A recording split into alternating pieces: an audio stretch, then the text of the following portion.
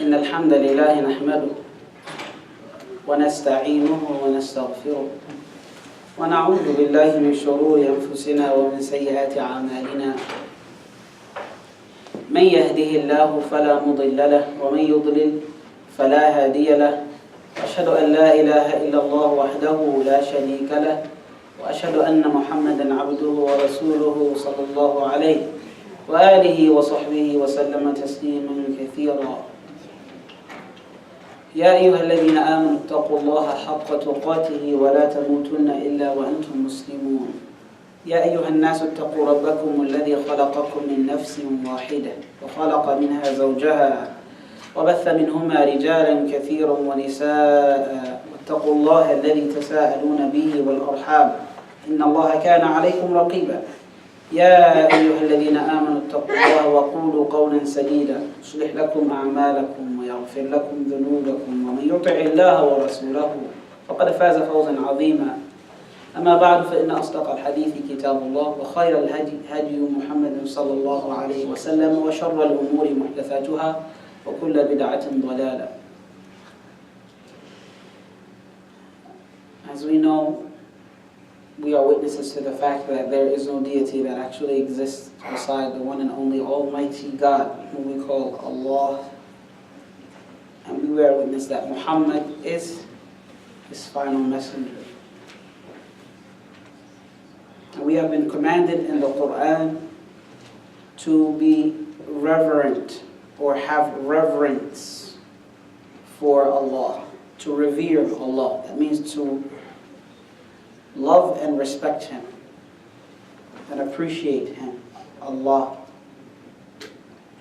To love Him and to be dear to Him, and that He is dear to us. And to respect Him, meaning to follow His commands and be afraid to disobey Him.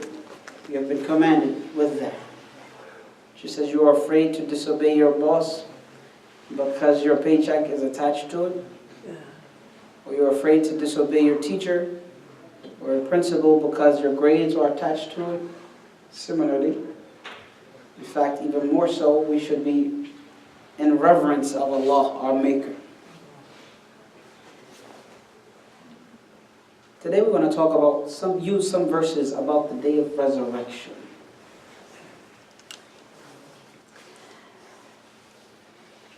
It's of course a part of the faith of those who follow the prophets or inherited their faith from some of the teachings of the prophets, like Noah, like Abraham, like Moses, like Jesus, like Zechariah and others. Excuse me. It is a part of our faith, that being the Jews, the Christians, and the Muslims, that we believe in the resurrection. There will be a day where we will be resurrected, and others, usually, mostly if they don't follow one of those three, there is no resurrection day for them. They don't believe in it. So there are a group of people, and especially at the time of the Prophet ﷺ, since they were pagans, Quraysh worshipped idols. They did not worship Allah alone, and they did not follow a prophet. They believed that it would be useless for God to resurrect or bring human beings back to life. So you see a great portion of the Quran is dedicated to the fact that there is a resurrection day. Now look at it logically. If we had no consequences in this worldly life, would we live with discipline? What do you think? If we had no consequence in this life, would we live with discipline? Absolutely not, right? We wouldn't live with discipline. You know, stop signs are there for a reason, aren't they? You can stop there so that you can wait that perhaps a car is coming, a child is crossing, an animal is on its way. So you stop and you wait, you look left, right, left. See, now if you get that question right on your practice license or your permit, then you got it right because of me, because I said left, right? You look left, right, then you look left, and then you proceed. The benefit of it is, as we said, you might save someone's life by not going into them. You might save your own by not running into them. That's the positive part. The negative is if a cop see you, if you don't stop, what is he going to do? Write you a ticket. It's between both, right? That's what laws do. It puts you in order. Same thing. You go to your job, so forth. You are encouraged to do what is necessary, and you are discouraged from doing what will harm you or harm the business. So if we were to live our whole lives and not have a day of judgment, it will be like going to a job with no rules, or living in a country with no laws and no accountability. Just do whatever you want, right? If we were to be resurrected with no accountability, it would be just like that. And since that doesn't make sense, it doesn't make sense that you go to a school that has no rules and has no hierarchy. And it does not make sense that you go to a job that has no rules. Similarly, it does not make sense that you are in this life with no rules from your maker, your creator, your sustainer. It doesn't make sense. In fact, he has rules that he set that you discipline and I discipline myself with. And if we do good, we'll be rewarded with paradise. And if we refuse to do good, then we have nothing else but what we've chosen.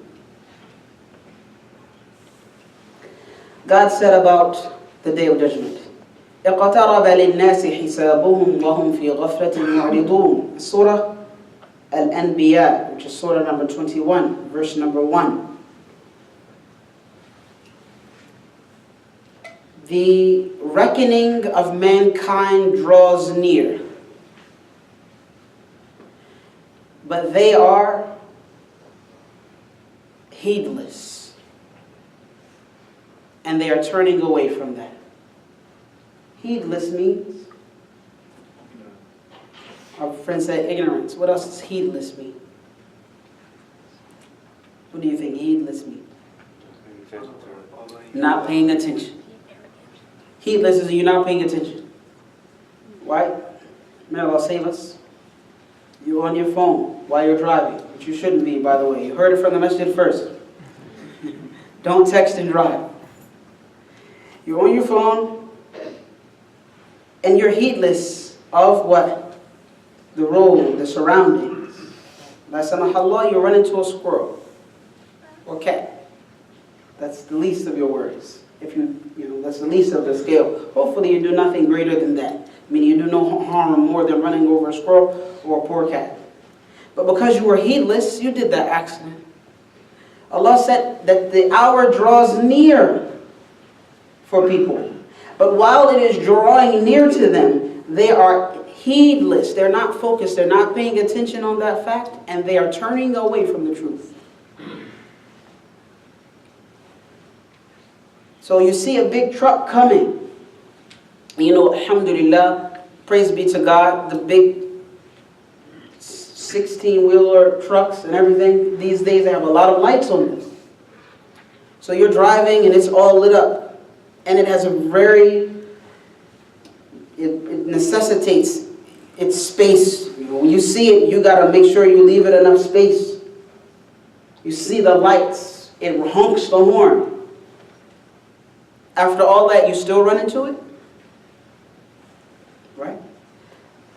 Allah said it's coming near you, but people are in heedlessness and turning away from the truth. Allah said in Surah An-Naml, which is Surah number 16, verse number 1, أَتَى أَمْرُ اللَّهِ فَلَا تَسْتَعْجِلُوهُ سُبْحَانَهُ وَتَعَالَى عَمَّا يُشْرِكُونَ. The event that Allah has ordained to come, meaning the event, the Day of Judgment, that Allah has decided will happen, guess what? It has come already. أَتَى أَمْرُ اللَّهِ. So do not be hasty in bringing it about. That means the people who disbelieved in Prophet Muhammad sallallahu alaihi wasallam, they would say, why don't you, if this Day of Judgment is coming, tell us when it is. If you know about it, Muhammad, tell us when the Day of Judgment is. Does anyone know about the Day of Judgment beside Allah? No. Not even the Prophet Muhammad knows when the Day of Judgment would happen. He knows what would lead to it, but when it will happen exactly, no one knows. So can anyone come up with a time and say, in a couple of thousand years there will be Day of Judgment? Absolutely not. No one can decide when the Day of Judgment will happen. And no one can use verses from the Quran and verses from the Bible and come up with numerical phenomenon and develop it and say that this is when the Day of Judgment is going to happen, because no one knows it. Allah said that it has come already, meaning that the Day of Judgment is as good as done. It's going to happen so much that it's as good as done. It's as if it happened already. فَلَا تَسْتَعْجِلُوهُ. So do not be hasty in bringing it about. Subhanahu wa ta'ala amma yushrikun. Allah said, exalted is God, far above any defect and deficiency, far removed from anything that they associate with Him. As we said, the mushrikun, or the pagans, especially at the time of the Prophet sallallahu alaihi wasallam, anyone who rejected the prophets, they would say, bring this Day of Judgment already. But Allah said, it's near, so don't be hasty. Allah also said in Surah Al-Ahzab, which is Surah number 33, verse number 63, يَسْأَلُكَ النَّاسُ عَنِ السَّاعَةِ قُلْ إِنَّمَا عِلْمُهَا عِنْدَ اللَّهِ وَمَا يُدْرِيكَ لَعَلَّ السَّاعَةَ تَكُونُ قَرِيبًا. The people, they ask you about the final hour. Tell them, the knowledge of the final hour is with Allah. And what do you know? It may be that the hour that you discuss is very near. So we understand from these and the ayahs that we will go over that the hour for us, any one of us, can be your death. That's your last day. But the ultimate hour that will happen, the last day that will happen, that is the day when everyone will be resurrected and held accountable. You and I will be held accountable for our sitting right here today.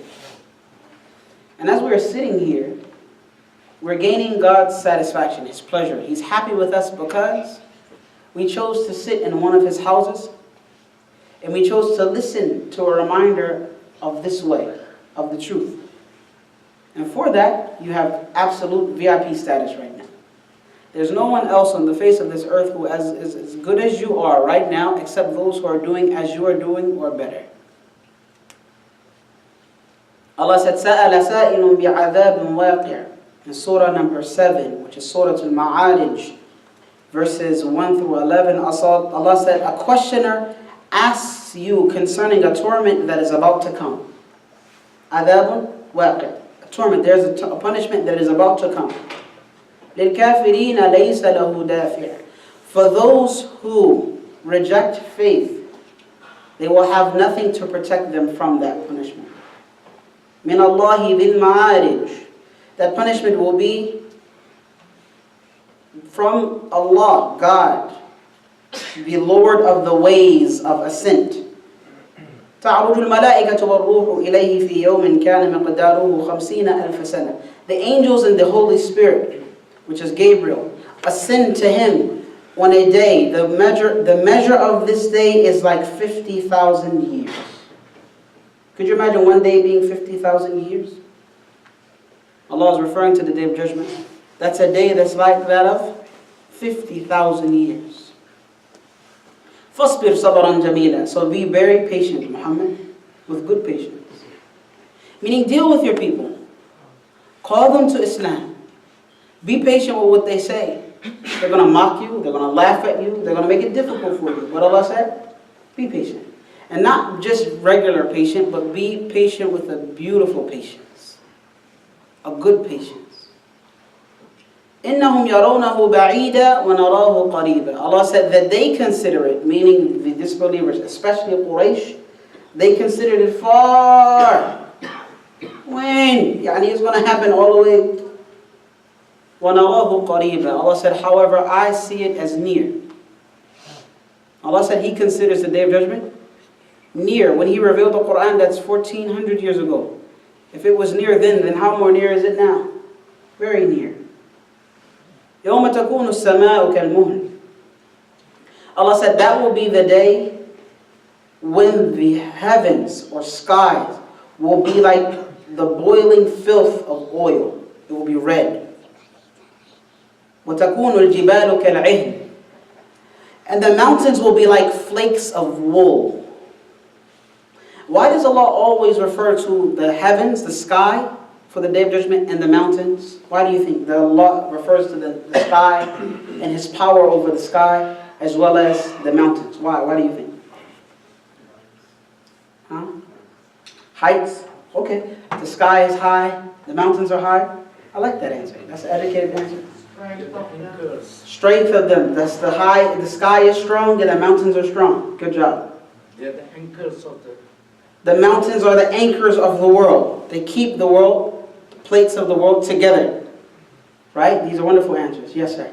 Keep it steady. Good job. The mountains keep it steady. And the sky is like a saqfa mahfudha. Allah said that the sky is a protective ceiling. It is a protective what?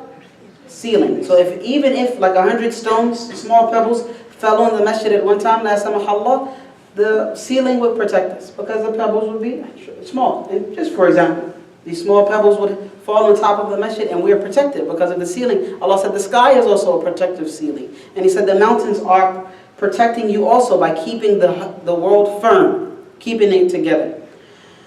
But Allah said that that day it will be like boiling oil. Allah mentioned also that it will break open, as we'll come to the ayat. Allah said the mountains will move. He called it a mirage. Like a mirage moves, like you go to that distance and you thought that was water there and you finally reach there and there's no water there. That's how the mountains will move. And Allah mentioned them also moving like clouds. Right? At that time especially, see now we just cut through mountains when we want to go somewhere, right? But they didn't have that ability. They had to go around the mountains or go over them with camels and donkeys and so forth. Excuse me. So that was difficult. So Allah said that those same mountains will be like wool. وَلَا يَسْأَلُ حَمِيمٌ حَمِيمًا. And not a single friend will ask about the well-being of another friend. Why? Why won't people be concerned with one another on the Day of Judgment? Yes, sir. Because they're going to be worried about themselves. Because they're going to be worried about themselves. That's right. So don't you think people should be concerned about themselves here? Because you and I, we're going to be concerned about ourselves there anyway. Right? That does not mean we just abandon people and say, no, I don't care. Go, go, go. No, it means you should be your first priority. Meaning you should come first. For you, you should be number one. That you're going to help yourself. You're going to better yourself. You're going to try your best. You're going to ask Allah to forgive you. You're going to be the kindest person you can possibly be. You're going to give out the most smiles as possible. Right? You're going to help out as much as possible. Because you're worried about yourself. And then, of course, you'll be able to help others. Because on that day, you and I will only be focused on our own selves. Allah said in Surah Al-Qamar, which is Surah number 54, verse number 1. اقتربت الساعة وانشق القمر. The hour, the final hour has drawn near and the moon has split as a sign of that. Now you probably remember every prophet, when they came, their people wanted the prophet to show them a sign. Show us some miracles, show us some tricks. So for a long time, Allah subhanahu wa ta'ala did not answer this for Quraysh specifically. And then Rasulullah sallallahu alayhi wa sallam one time pointed to the moon and it split in half. And Quraysh saw it. And when they saw it, what do you think that they said it was? They said it was magic. You just asked me for a miracle. I showed you one. Did you say it's magic? Right? That's the problem. When you don't want to believe, you're not going to believe no matter what. And Allah said in the Quran also, وَلَوْ جَاءَتْكُمْ كُلُّ آيَةٍ. Even if you show them every single miracle, all types of different ones, even if you bring people out of the dead, and let the people of the dead tell them to follow you. No matter what you tell them, you get on a ladder and you go into the heavens, and you bring out some type of miracle from the heavens and show it to them, they're never going to believe. Because they themselves are not interested in believing in this. So no matter what you show them, they won't listen. Allah said about that ayah, however, that the Sa'a, the hour is near, and the moon is an indication of it. The moon splitting is an indication of the nearness of the Day of Judgment. Allah said in Surah Yunus, which is Surah number 10, verse number 45, وَيَوْمَ يَحْشُرُهُمْ كَأَن لَّمْ يَلْبَثُوا إِلَّا سَاعَةً مِّنَ النَّهَارِ يَتَعَارَفُونَ بَيْنَهُمْ قَدْ خَسِرَ الَّذِينَ كَذَّبُوا بِلِقَاءِ اللَّهِ وَمَا كَانُوا مُهْتَدِينَ. And the day when he shall resurrect, or he will resurrect all of them together, as if they had not stayed in this world or in their graves, except for an hour of a day. It will be as if they had not stayed in this world and in their graves except for 1 hour. Now, how long is an hour? 60 minutes. Good job. 60 minutes. It will feel like on the Day of Judgment as if we had only stayed here for a part of a day. From the time of Adam all the way to the last man. Noah lived calling his people for 950 years. He invited his people to accept one God and to believe in him as the messenger of God. 950 years he called them to Islam. That's before, so that's never mind before he started calling them to Islam, and never mind how long he lived after that. But he invited his people for 950 years, and only a few believed in him. And only a few got on the boat with him. Since from his time, what do you think Noah would do if he lived only 70 years? If when he knew that there would be a group of people that will live from 60 to 70 years old, he's probably amazed. What? That's it. And there is, I don't think this, I didn't come across, I meant to say, I did not research this statement. So it seems like, well, it could be authentic or not, but just listen to it and we'll look it up inshallah later. It baffled me. According to this narration, Allahu A'lam if it's authentic or not, Noah said, if I were to live at that time, that the people will be living from 60 to 70 years, I would make sujood, one sajda. I would prostrate one time, and I would stay just like that until the angel of death came to get me. I mean, think about it. I'm going to check the authenticity of this narration. I heard it this week. But just to put that into context, when we are resurrected on the Day of Judgment, we will be resurrected as if we had only lived here, all of us, for a part of a day. Are you going to mess up eternity? And am I going to mess up eternity for a part of a day? Think about it. You only have a couple hours to live, 3 hours, a part of a day. Would you risk everlasting bliss and everlasting happiness and everlasting joy? Would you risk it for a part of a day? The sensible person would say, no, I'm not going to risk eternal bliss, eternal happiness for a part of a day. But most people do. Most people will risk all of that just to have some enjoyment here. Allah said, قَدْ خَسِرَ الَّذِينَ كَذَّبُوا بِلِقَاءِ اللَّهِ, finishing the verse. Those who disbelieve in their meeting with Allah, they have lost out. وَمَا كَانُوا مُهْتَدِينَ, and they are not guided at all. They have lost. So does Allah get hurt if we disbelieve in Him? Does He get hurt? Nothing can hurt God whatsoever. So when we disbelieve, may Allah save us from disbelief, and when the human race disbelieve in God, they're harming themselves, correct? Allah mentioned in Surah Al-Shura, which is Surah number 42, verses 17 and 18, Allahu alladhi anzala al-kitaba bil-haqqi wal-mizan. Allah is the one who sent down the book in truth and the balance. So the book is the Quran itself, and the balance is the just actions, righteous actions. He sent common sense, that you understand what justice is and what injustice is. God said, then, وَمَا يُدْرِيكَ لَعَلَّ السَّاعَةَ قَرِيبٌ. What do you know? Perhaps the hour is near. يَسْتَعْجِلُ بِهَا الَّذِينَ لَا يُؤْمِنُونَ بِهَا. Only the people who do not believe in the Day of Judgment wanted to hurry up. Bring it. You know, if you threaten somebody and they feel offended and they feel like they can deal with you, they say, well, bring it. Come on, bring it. They'll stand their ground and they'll say, bring it. Unfortunately, those who reject faith will say, bring this Day of Judgment. Hurry up. If you're telling the truth, we want it right now. Allah said only the disbelievers in the Day of Judgment want it to be hastened. وَالَّذِينَ آمَنُوا مُشْفِقُونَ مِنْهَا. However, the believers are themselves fearful of it. The believers are what? Fearful of the Day of Judgment. وَيَعْلَمُونَ أَنَّهَا الْحَقِّ. All the while they know that it's true.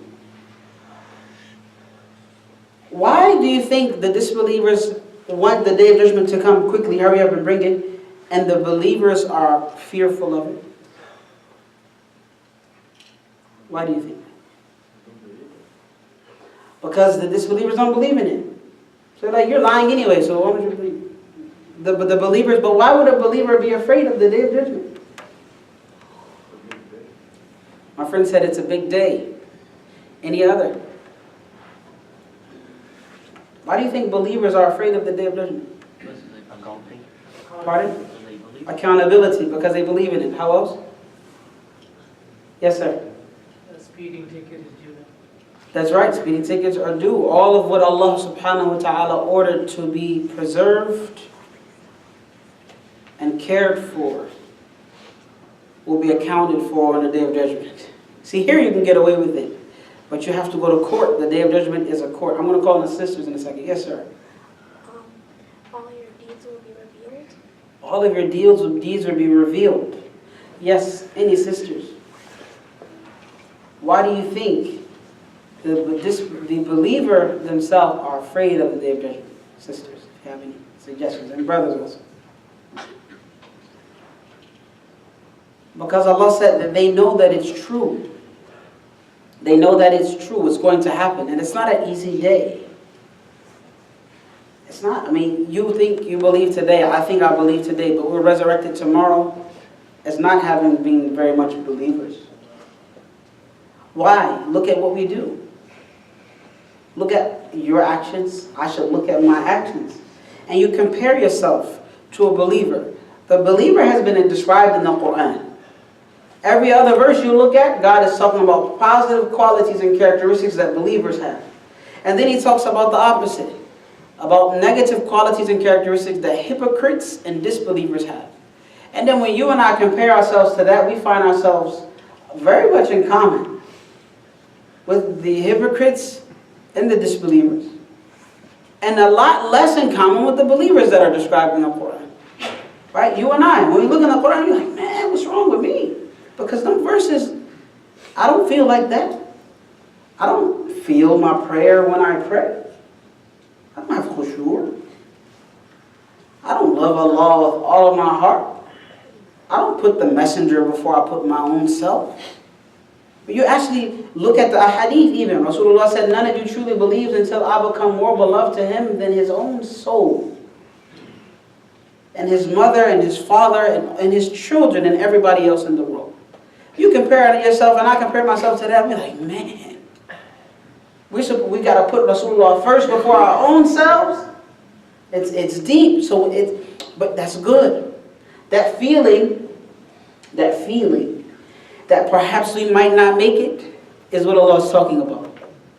That's a sign of belief that you're a believer, that you're afraid of the Day of Judgment.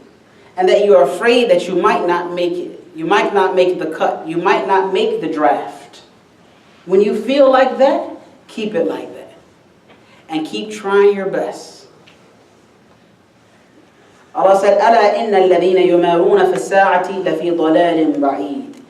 Finishing the verse, Allah said, those people who dispute concerning the hour are certainly far-fetched in an error. They are far away, and they are making a grave mistake. Allah said in Surah Taha, which is chapter number 20, verses 102 to 104, يَوْمَ يُنْفَخُ فِي الصُّورِ وَنَحْشُرُ الْمُجْرِمِينَ يَوْمَئِذٍ زُرْقًا. On that day, or on the day when the horn will be blown into, and the criminals will be resurrected with blue eyes.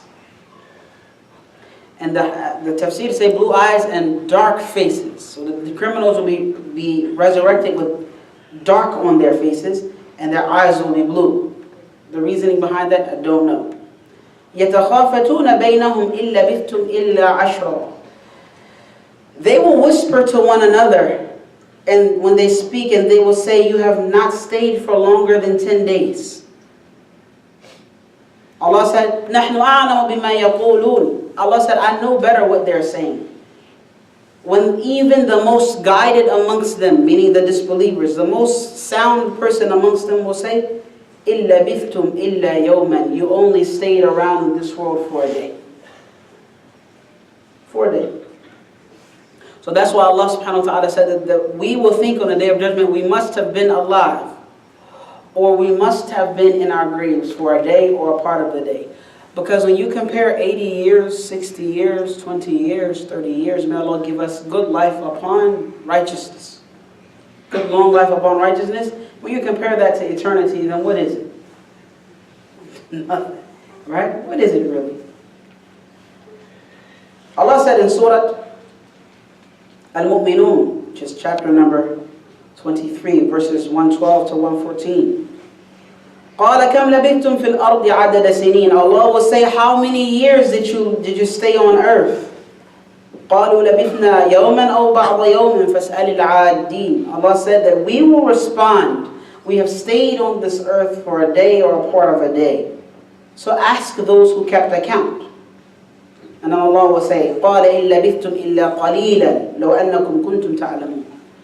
Allah said the reality is you only stayed on the earth for a little bit of time if you only would have known. He's referring to when the people are here in this world, as you are here today, and you spend your time going from day to day, and you look forward to things day after day, and you make mistakes day after day. And I make mistakes day after day. It really feels like a long time. And sometimes it feels worth it to people who do sin and commit crimes. And maybe to yourself and I. It feels worth it. It feels good sometimes to fall into a sin. Because sin is based upon that desire. Right? Passion. You're spending your time, and I'm spending my time going from day to day, thinking that it's a long time, maybe even wasting our lives. Allah will tell us on the Day of Judgment that we only stayed for a little bit, if only we would have known. So that's what the benefit comes in for you and I, that we know that we're only going to be here for a little while. Only a little while. You remember, look at these children next to you. They look so young, they're so young and innocent. You remember you were their age. I remember I was their age. Alhamdulillah, I wasn't in the masjid. I wish I was, but alhamdulillah for their parents. Jazakumullahu khairan, thank you for bringing them. And you look at me and you remember when you were my age. And you remember elders in the masjid with grays in their hair, and you used to wonder about when you would finally reach that stage. Now you have reached that stage. So we have only been here for a little bit of time. If we realize it now, it will be better for us in preparation for the Day of Judgment. Allah said in Surah Al-A'raf, which is Surah number 7, verse number 187, يَسْأَلُونَكَ عَنِ السَّاعَةِ أَيَّانَ مُرْسَاهَا. In rejection of the hereafter, they, meaning the pagans of Quraysh in particular, they ask you about the hour. When is it going to happen? قُلْ إِنَّمَا عِنْدُهَا عِنْدَ رَبِّي. Tell them that the knowledge of that day is with my Lord. لَا يُجَلِّيهَا لِوَقْتِهَا إِلَّا هُ. The only one who reveals its time is Him, He Himself. ثقلت في السماوات والأرض. The burden of the reality of the Day of Judgment is heavy in the heavens and the earth. The angels are on edge, and human beings are on edge, and jinn kind are on edge, and the animals are on edge. It's burdensome, the reality of the Day of Judgment. لا تأتيكم إلا بغتة. When it comes to you, meaning the hour, it will come to you suddenly, unexpectedly. How many people you know were here? And may Allah give us a good way out of this world, a good departure out of this world, good death. Ameen. How many people you know? Here yesterday, gone today. Here today, gone tomorrow. Just as the death comes without a warning, the Day of Judgment will come without warning. يَسْأَلُونَكَ كَأَنَّكَ حَفِيٌّ عَنْهَا. Allah said that they mockingly ask you about it as if you have knowledge of it. They mock you, I mean Muhammad, they mock you and they ask you about it as if you know about it. Allah said, قُلْ إِنَّمَا عِلْمُهَا عِنْدَ اللَّهِ وَلَكِنَّ أَكْثَرَ النَّاسِ لَا يَعْلَمُونَ. The knowledge of that, meaning the Day of Judgment, is with Allah, but most people don't know. Most people don't know that. Most people don't realize it. So when you realize that the Day of Judgment is going to come, and you realize that Allah will hold you accountable for what you have done, and you prepare for it with a smile, you prepare for it with help, with a visit, with a pat on the back, with a prayer or a prostration. When you prepare for it, you have fulfilled your purpose on this world. Your preparation for the hereafter is a fulfillment of your purpose. And Allah said, most people don't know. That makes you amongst the exception. You are exceptional individuals because you believe in the Day of Judgment. يَسْأَلُونَكَ عَنِ السَّاعَةِ أَيَّانَ مُرْسَاهَا. In Surah Al-Nazi'at, which is chapter number 79, verses 42 and 44, that they ask you about the hour, when is it going to happen? فِيمَ أَنْتَ مِنْ ذِكْرَهَا. Allah asked the Prophet directly, what knowledge do you have about it? إِلَى رَبِّكَ مُنْتَهَاهَا. To your Lord belongs the knowledge of the term of the Day of Judgment. Allah only knows that. No one else knows it. So what if a person comes to you and say, hey, I know when the Day of Judgment is going to happen. Is he or she telling you the truth or not? Telling you the truth? Somebody tells you the Day of Judgment, I know exactly when it's going to happen. Absolutely, you're not telling you the truth. Only God knows. Allah said, إِنَّ السَّاعَةَ لَآتِيَةٌ أَكَادُ أُخْفِيهَا. And Surah, here, Surah Taha, verses, which is Surah number 20, verses 15 and 16, Allah said that the hour is coming, أَكَادُ أُخْفِيهَا. My will and my wish is to keep it secret. لِتُجْزَى كُلُّ نَفْسٍ بِمَا تَسْعَى. So that every soul will be rewarded for what they used to do. Sa'i. Does that sound familiar? Sa'i. The word sa'i. Does that sound familiar? Sa'i. Tell me what that word is. Sa'i, was that sa'a? Listen to it again. Sa'i. Tribe. Tribe. So it means here Allah is saying that it is your strive or what you do. But what does it sa'i? You recognize this word in a particular act of worship that you have to do. When he was with his father, Ibrahim alayhi salam, when they went to slaughter him, sa'i. That's a good answer, but not quite, even before that. Sa'i. Going between Safa and Marwa. That's sa'i. Right? Technical term of its application to Hajj, right? It's sa'i. Allah said, you do, even when you're not doing that, you're doing sa'i. Even when you're not going between Safa and Marwa, You're doing sa'i. How are you doing sa'i? Yes? By running fast, What? walking. Well, no problem. Walking fast, running fast to the masjid, right? That's a sa'i. When you run to the masjid, that's sa'i. Even when you run or walk to any other place, marketplace, or any sinful place, may Allah protect myself and you all, it's still considered sa'i. You're striving towards something. Allah said, on that day, every soul will be rewarded for what it strove for. That literally means your actions will determine your outcome. Do you know how deep that is?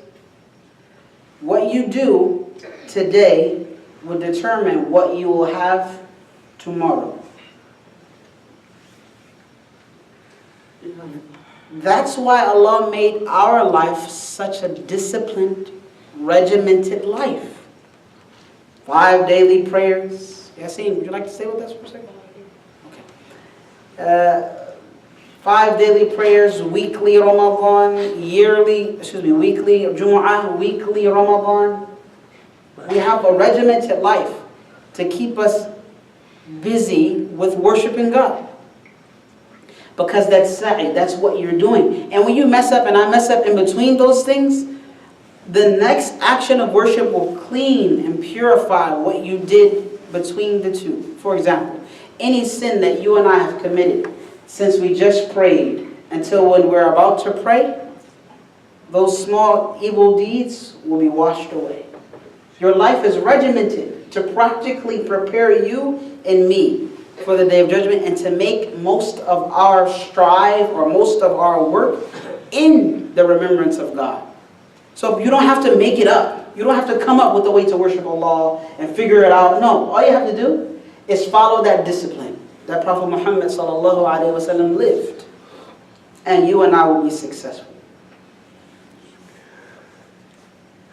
Allah said in Surah An-Naml, which is Surah number 27, verses 65 and 66, قُلْ لَا يَعْلَمُ مَنْ فِي السَّمَاوَاتِ وَالْأَرْضِ الْغَيْبَ إِلَّا اللَّهِ. Tell them that the only one who knows the unseen in the heavens and the earth is Allah. So no fortune teller, no soothsayer. If a person comes to you reading tarot cards, or if you found your horoscope on Facebook or otherwise, do not read it. And do not think that someone's going to tell you your future. No one knows the unseen except Allah. No one knows your future except Allah. Allah said that in the heavens and the earth, no one knows the unseen except Allah. وَمَا يَشْعُرُونَ أَيَّانَ يُبْعَثُونَ. People cannot even feel when they're going to be resurrected. بَلِ ادَّارَكَ عِلْمُهُمْ فِي الْآخِرَةِ. Rather, they have no knowledge of the hereafter. Nah? In fact, Allah said they cannot perceive when they will be resurrected, and they have no knowledge of the hereafter. And Allah said that they, meaning those people who reject the fact of the day of resurrection, hum fi shakkin minha, they are in doubt about it. Bal hum minha amun, in fact they are blind to it. So anyone who disputes with you about the resurrection day, they are in doubt about that, meaning their rejection of it. In fact, they are blinded from the reality. There was a person who came to the Prophet ﷺ and asked him about the Day of Judgment. He's a very important person. In fact, there are a number of people who did, but I want you to tell me one incident, remind me, where Rasulullah, Prophet Muhammad, was approached by someone, and that someone asked him about the Day of Judgment. Let me see if the kids got it first. Kids, answer me. Please. Give me. Yalla, bushra, tafadhal. Gabriel. Remember when Jibreel came to the Prophet?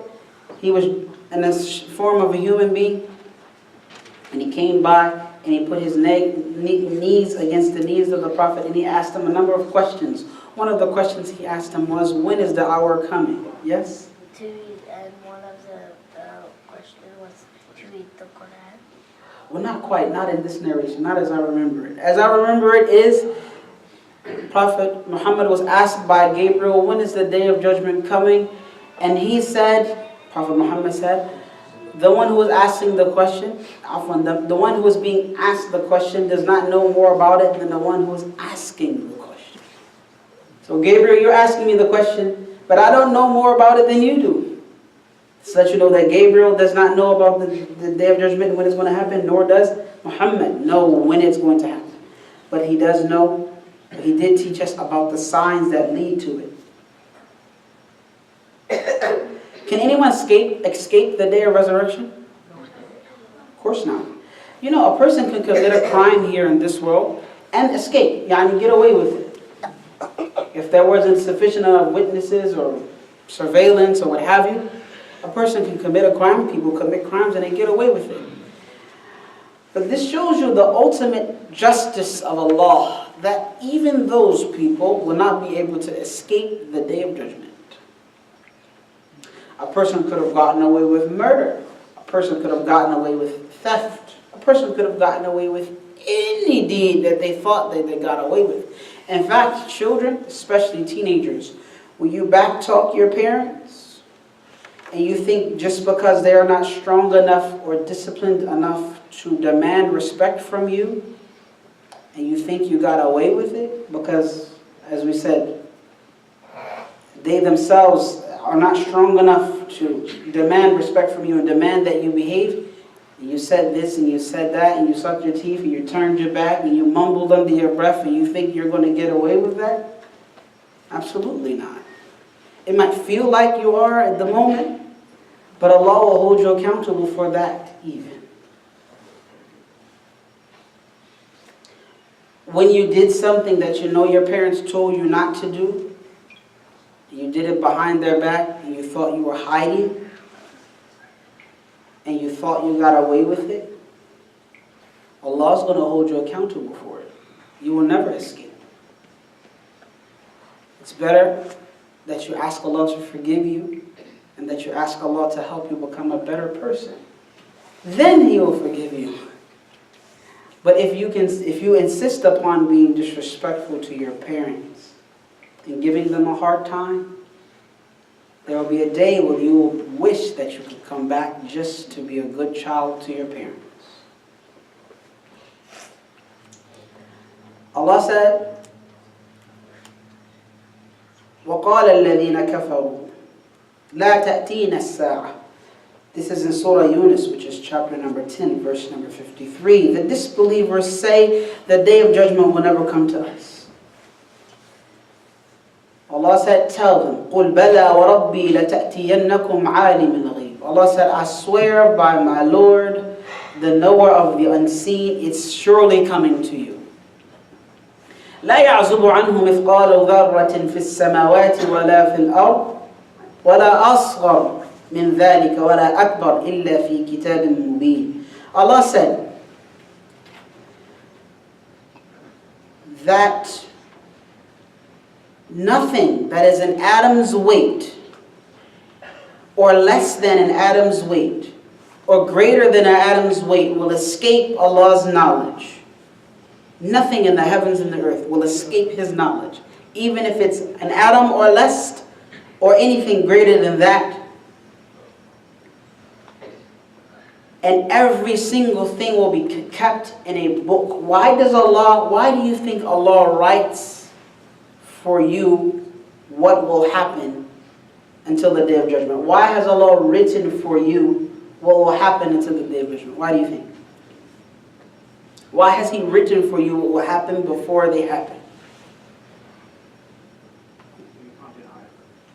Our friend says so that you can't deny it. That will refer to the angels that are writing your good deeds and your bad deeds, left and right. Whether they're actually over your left and right, but you know that there's one writing your good deeds and one writing your bad deeds. So when you do it and they write, you can't deny what they wrote, because they're only going to write what they see.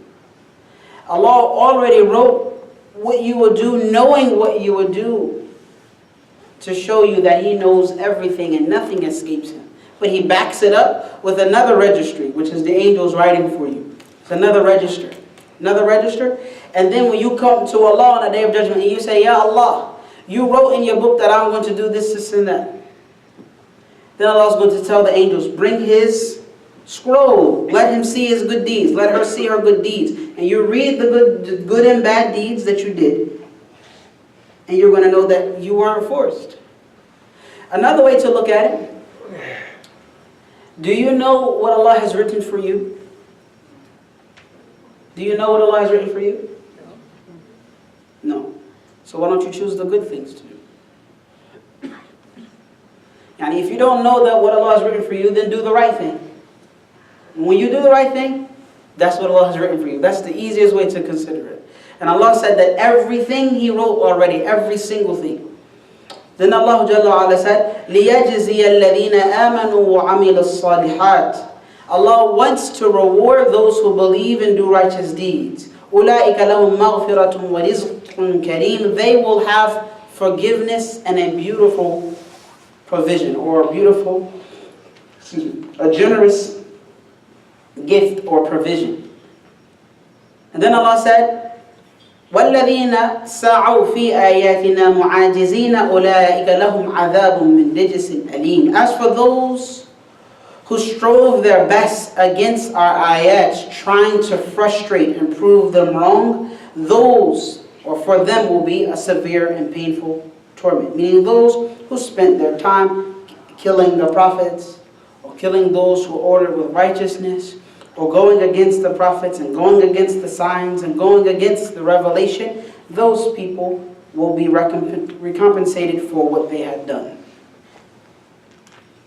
So these ayats, we see that it's a part of our faith that we are in preparation for the Day of Judgment, that we prepare for it. When you go to a trip, do you go with no suitcase? You go to a trip. You ever went to a trip before, a road trip? Did you pack a suitcase? Did you pack a bag? In fact, when you go to school, do you go to school with nothing? Who goes to school with nothing? Let me know. He doesn't go to school with anything. Okay, khalas. That's one kid. Who else goes to school with nothing at all? When you go to school, you usually pack your homework from last night. You better be doing your homework. Every bit of it. Because Muslims excel, right? Even in school. You pack your pencils. You pack your lunch. You prepare for it. When you go for a trip, don't you pack things? Allah is just telling us to do the same thing. You and I are on our way to the Day of Judgment, so we got to prepare for it. You pack deeds. That's what you're packing. In your luggage, you have good deeds and bad deeds. You can hope that Allah will forgive all of your bad deeds and accept your good deeds. You can hope that your good deeds will outweigh your bad deeds. That's all you can do is hope. Because you're going to the Day of Judgment, you're going with both good deeds and bad deeds. No matter how good you are, you're going to make some mistakes too. Right?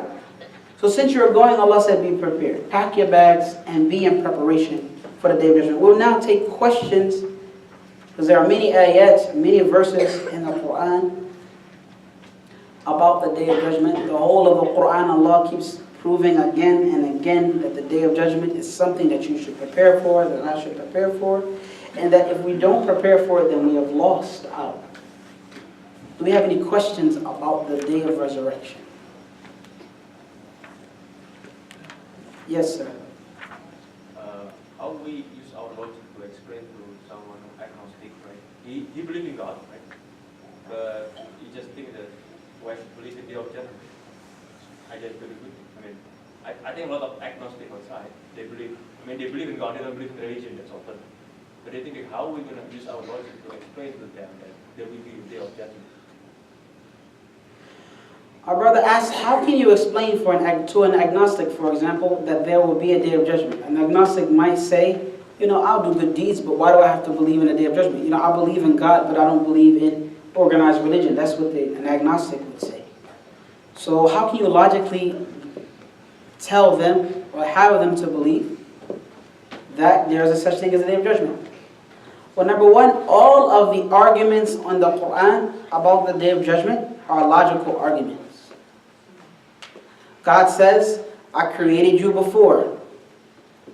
I this is paraphrasing. I originated the creation itself, the heavens and the earth. I started that in the first place. So it's even easier for him to bring it back. If he already started it with no blueprint, no precedence, no mentor, nobody. He started it with his power and his might. It's even easier for him to restart it again. Right? So you say, well, the agnostic feels like, well, I just do good. Why do I have to wait for a day of judgment or hope for a day of judgment? That's like a person saying, I'm going to go to work, but I'm not going to look forward to a paycheck. Right? You have to pay your bills. And you love your job, hopefully. Right? So you go to work and you look forward to getting paid. It's not just, and you would probably even do something that you don't like very much, but it's bringing in some income and you have to make ends meet. So you go, you pursue that job, you get the work done, and you get paid. Our whole life is based off that logic. There's no such thing that I'm going to do something for the sake of it. No, you do something because you want something out of it. And if a person is going to live here, they should live here with purpose. They should live here determined to get something out of this world. And that's why Allah gives us revelation. That you know exactly what to strive for. You know exactly the goals. And you can strike example after example. A company, Ford, makes a new model.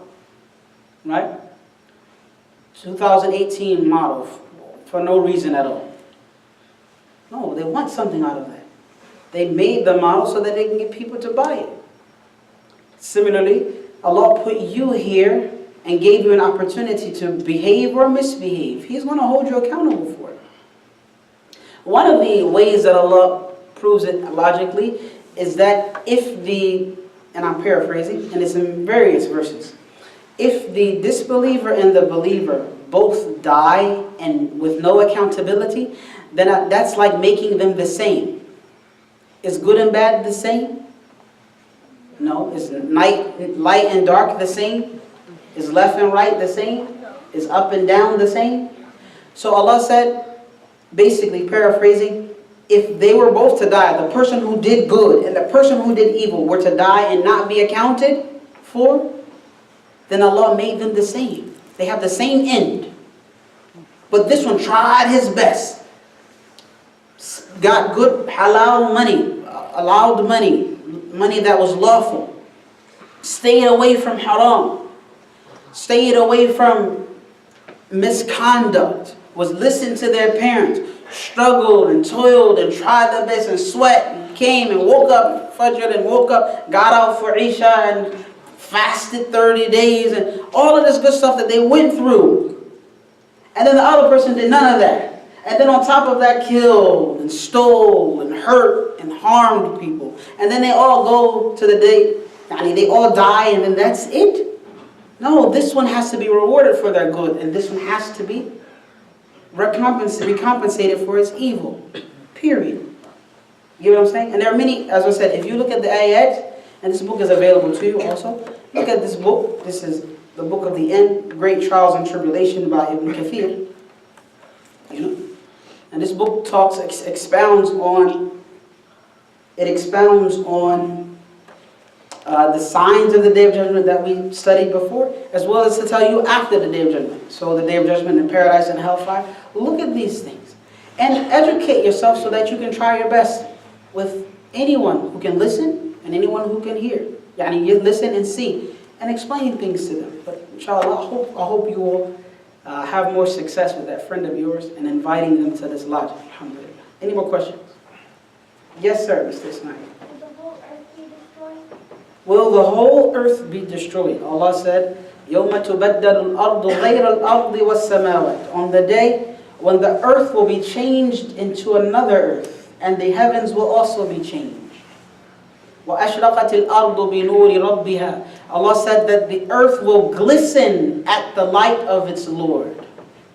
That means Allah will destroy the heavens and the earth as we know it and recreate it again. Allah will destroy the heavens and the earth as we know it and recreate it again. And therefore it will then be suitable for Allah's presence. For Allah to appear to us. Do you know who was let me ask you a question first. Do you know who was the last person to die? Who's the last person to die? Malakul, yes. Dead. Ready, come on. Now, the angel of death is the last person to die. When the people, or most of the creatures have died, Allah will say to the angel of death, who remains? He will say, me, you, Michael, Gabriel, which are two angels, and me.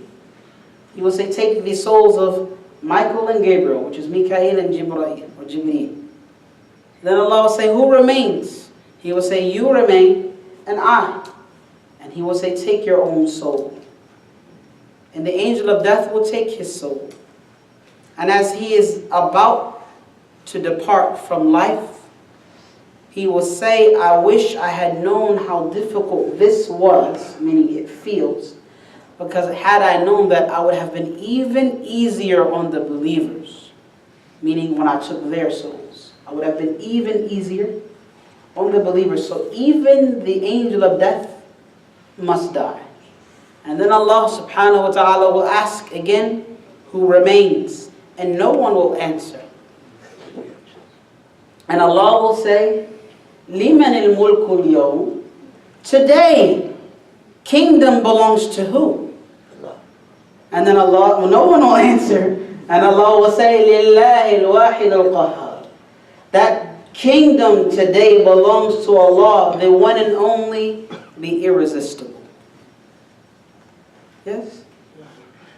That's what we're preparing for. That's what it's all about. So that we realize it before He says it. We realize that fact before Allah says it. That's what it's all about. That just as that day all kingdom will belong to Him, He belongs to Him today. If we realize it, it's better for us. If we keep living deluded and confused and stubborn, then we will be resurrected or brought back to life with those ideas and those feelings, and then He will hold us accountable, and we won't have an opportunity to come back. Yes, more questions? Yes, go ahead. Abdul, do you remember your question? Go ahead. Will the universe be destroyed? Say that again, sir. Will the universe be destroyed? Yes, the heavens and the earth. So when you ever hear the heavens and the earth, it's talking about the whole of the universe. It will be changed. We also hear about the word sama. Usually the word sama in the Quran refers to what we call outer space. We translate it into sky, but it's outer space and the rest of the universe. Anything that is above you is the heavens or space. Yes, any more questions from our sister's side? 1 second. From our sister's side, anybody have anything? Yes, sir. If you remember something, let us know, sisters. Yes, sir. Just like humans will get punished, like will get judged, will animals get judged? Yes, he said, just as humans will get judged, will animals get judged?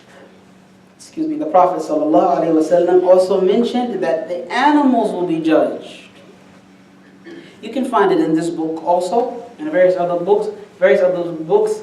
He said that the sheep that had horns will be judged in regard to a sheep that did not have horns. Meaning the sheep that had horns used those horns and took advantage of the sheep without horns and harmed that sheep. So Allah will repay the right of the sheep without horns, repay them their right. And then both of them, meaning the one with horns and the one without, will turn into dust. They won't have any paradise. They just turn into dust. And then the one who rejected faith here, the one who disbelieved in the prophets, who harmed them, who harmed the believers, who made fun and mocked and rejected all of the miracles and all of the signs, he will say, Ya laytani kuntu turaba. I wish I would turn into dust just like that. But that person, unfortunately, has to be held accountable for what they did. And had they rejected, then they will have no place but the fire to live. Yes, ma'am. Will